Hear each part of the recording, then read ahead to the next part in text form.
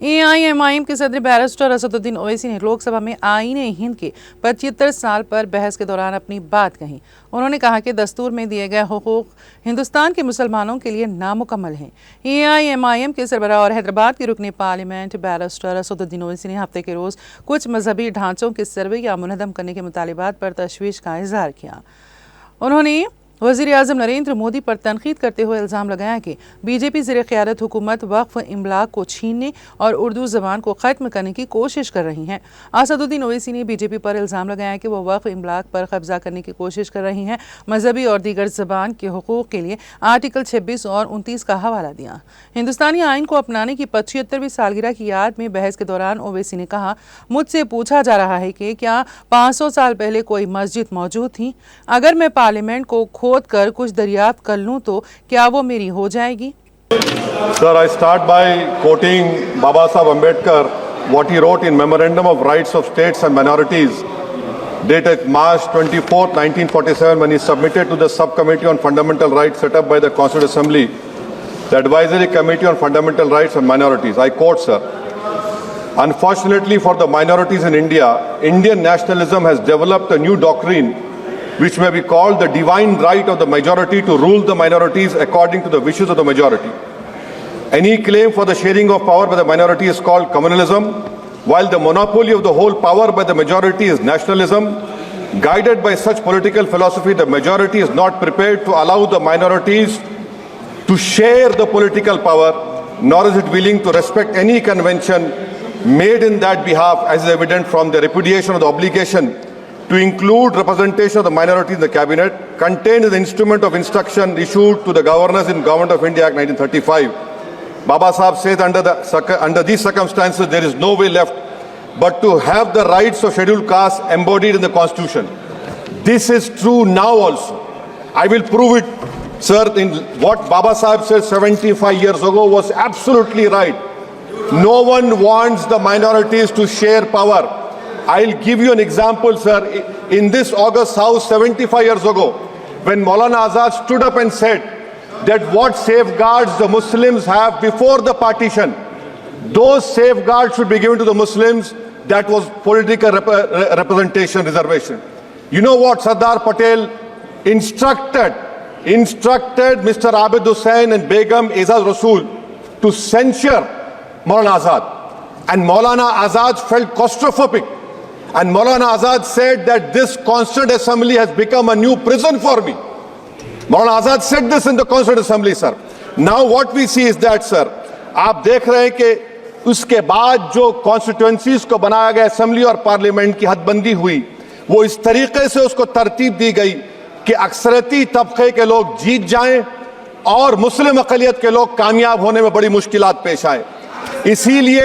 इसीलिए 2007 में सच्चर कमेटी ने कहा था, सिफारिशात में कहा कि अब जब हदबंदी होगी तो माकूल तरीके से बनाए जाए ताकि मुसलमान पार्लियामेंट और असेंबली के इलेक्शन जीत सके। मुझे नहीं मालूम कि अब नए सेंसस के बाद जब हदबंदी होगी तो उसकी सिफारिशात को रखा जाएगा या फिर मार्जिनलाइजेशन जो मुसलमानों का हो रहा है 75 साल से वो चलता रहेगा। सर, जब पार्लियामानी जमहूरियत की कामयाबी किस बुनियाद पर होती है? पार्लियामानी जमहूरियत की कामयाबी का पैमाना मैं आपको बताता हूं। Article 25, article 26, article 29, article 30, article 14, article 21, ये 4 बुनियादी राइट्स है आइन में, जिसको हम सामने रखकर मैं आपको बताऊंगा कि क्या वाकई में उन कमजोर तबकात से इंसाफ हुआ। मिसाल के तौर पर आर्टिकल 15 और 16, सर, 1950 का प्रेसिडेंशियल ऑर्डर निकला, तारीखी नाइंसाफी के खात्मे के लिए रिजर्वेशन दिया गया, तारीखी नाइंसाफी के लिए हजारों साल के जुल्म की बिना पर, मगर उनको नहीं मिला जिनका मजहब इस्लाम और मुसलमान था, उनसे भी नाइंसाफी जुल्म हुआ। दूसरी बात सर, दूसरी बात, दफा 25 में प्रोफेस कहा गया, आर्टिकल 25 टॉक्स प्रोफेस। सर, आज मेरी बेटियों को गवर्नमेंट के एजुकेशन इदारों में हिजाब पहनने से रोका जा रहा है, तो ये आर्टिकल 25 का प्रोफेस कहां तक कामयाब हुआ, ये अक्लमंद लोगों पर छोड़ता हूं। प्रैक्टिस सर, आर्टिकल 25 में अमल करना। कई रियासतों ने ऐसा कानून बना दिया कि आप ये नहीं खा सकते, आप वो नहीं खा सकते, कैटल स्लॉटर एक्ट का एक्ट बना दिया। आप बताइए कि हरियाणा, राजस्थान में पुलिस की अख्तियारात गौरक्षक को दे दिए और उन अख्तियारात का बेजा इस्तेमाल मॉब लिंचिंग में हुआ। किसका हुआ? एक लड़का था साबिर मलिक बंगाल का, मार के पीट कर मार दिया गया। क्यों? क्योंकि उसने बीफ खाया, बाद में मालूम हुआ नहीं खाया। जुनैद और नसीर को गाटमीका के थे, उनको जिंदा जला दिया गया। सर, फिर प्रोपगेट, आप ये आर्टिकल 25 का 3rd सेक्शन प्रोपगेट, आज आप देख रहे हैं कि मुझसे पूछा जा रहा है कि 500 साल पहले तुम्हारी मस्जिद थी, नहीं थी। ख्वाजा अजमेरी की दरगाह कह रहे नहीं है। अरे सर, अगर मैं इस पार्लियामेंट में खोद दूं, इसमें गड़ा कर दूं, तो खाने जहां का हिस्सा मिलेगा तो मेरी हो जाएगी ये। आप बताइए। अब आप देखिए ये प्रोपगेट क्या हो रहा है। अच्छा, जो तब्दीली मजहब का कानून, तब्दीली मजहब, मैं तब्दील मजहब नहीं कर सकता, सरकार से पूछना पड़ेगा मुझे अपना मजहब बदलने के लिए। अगर अंबेडकर आज जिंदा होते तो बाबा साहब को भी कहते कि आप जाकर परमिशन लो, तब मजहब बदलना पड़ेगा आपको। ये हालात आज यहां पर पैदा हो चुकी है। सर, आर्टिकल 26 देखिए, it gives religious denomination the right to establish and maintain institution for religion charitable. वजीर आजम कहते हैं कि वक्फ का ताल्लुक संविधान से नहीं है। अरे कौन पढ़ा रहा है वजीर आजम को? आर्टिकल 26 पढ़ा लीजिए। आर्टिकल 26 की बात कही गई। मकसद क्या है कि वक्फ की जायदादों को अक्सरियती तबके के लिए छीन कर दे दिया जाए। आप अपनी ताकत की बुनियाद पर छीनना चाह रहे हैं। सर, दफा 29 पे आ जाइए, आर्टिकल 29। लैंग्वेज का, जबान का तहफ्फुज़ है। उर्दू को खत्म कर दिया गया। वो उर्दू जिसके हमारे मुजाहिदीन आजादी ने नारा दिया था, इनकलाब जिंदाबाद का, उस जबान को आप खत्म कर रहे हैं। कल्चर, आप कल्चर की बात इनसे पूछ लीजिए, वो बोलेंगे नहीं, हमारा जो कल्चरल नेशनलिज्म है वो कल्चरल नेशनलिज्म नहीं है बीजेपी का। वो कल्चरल नेशनलिज्म आलाजाद का, हिंदुत्व का नेशनलिज्म है, जो भारत के इंडियन नेशनलिज्म से बिल्कुल मुख्तलिफ है। सर, अब आप आ जाइए। सर, आर्टिकल 30 पे आ जाइए। सर, आर्टिकल 30 पे आ जाइए। सर, आर्टिकल 30 में माइनॉरिटीज को राइट दिया गया। This house has passed a law in 1981 to give AMU. This government went to the Supreme Court and said, no, we'll oppose minority status. This House voice was suppressed in the Supreme Court, sir. That is why I say that the executive has argued contrary to the parliament. Sir, right to life. Right to life तो उस वक्त भी था। मैं आपको मिसाल दे रहा हूं। सर, दिसंबर 63 में, 63 में कश्मीर में रसूलुल्लाह सल्लल्लाहु अलैहि वसल्लम के मुंह मुबारक की चोरी हुई तो पूरे देश में, sir, only 2 minutes, sir, only 2. Please wind up. Only 2 minutes, sir.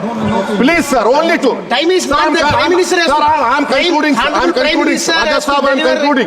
Please, he has to reply. Listen to me, sir. Sir, my Shikwa Hind Bayan. Please, 1 minute. I'll conclude, sir. 2 minutes.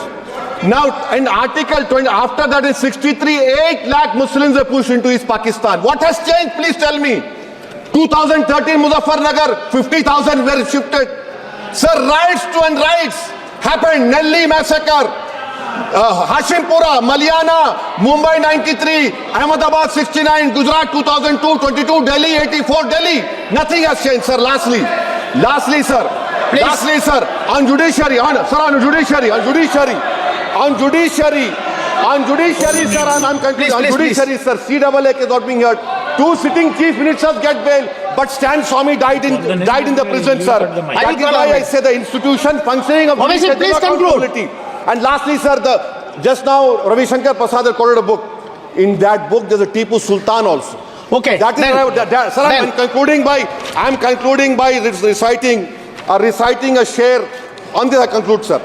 Nisar में तेरी गलियों के वतन के जहां चली है रस्म के कोई ना सर उठा के चले, जो कोई चाहने वाला तवाफ को निकले नजर उठा के चले। सर, हम जिस्म और जान बचा के चले, बहुत है जुल्म दस्ते बहाना के लिए। सर, हम जो चंद अहले जुरू तेरे नाम लेवा है, इख्तिदार की कुर्सियों पर बैठने वाले जो लोग थे और है वो इंटेलेक्चुअली डिसऑनेस्ट है। संविधान सच्चा है। जय भीम, आइन जिंदाबाद।